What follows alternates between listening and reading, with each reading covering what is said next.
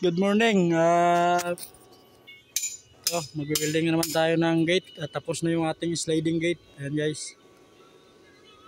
So, folding naman yung gagawin natin guys. Folding gate. Ayan. Gawa na tayo 3 span.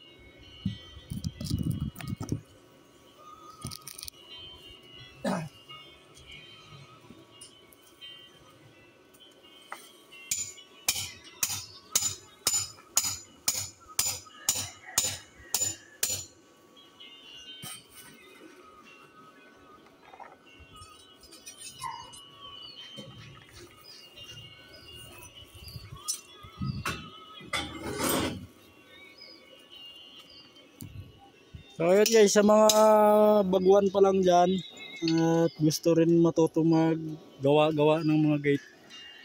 Ito guys, itong ginagawa natin. Pakita lang natin para magaya ng ating mga kababayan dyan na gusto rin matuto. Ayan guys oh.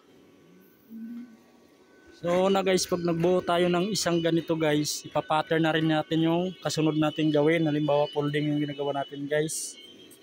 Ayan, para puro parehas ang laki guys. Tapos ganito guys, huwag tayo makalimot maglagay nito. Eskwala muna natin yung kanto bago lagyan ito para habang wini-welding natin kasi guys, nadidisalign siya. So lagyan natin ng brace guys para nakapix na yung kantuan niya naka-eskwala. So yun guys. Pero sa mga veterano na dyan, paka-skip na lang ng ating video para lang to sa mga baguhan guys. Pag veterano ka na, paka-skip na lang ng ating video. So yun lang at ayan, magtatrabaho na tayo. Pakita lang natin dun sa mga gusto lang matuto at sa baguhan. Kunting diskarte lang naman to guys. Kaya sa mga veterano, paka-skip na lang.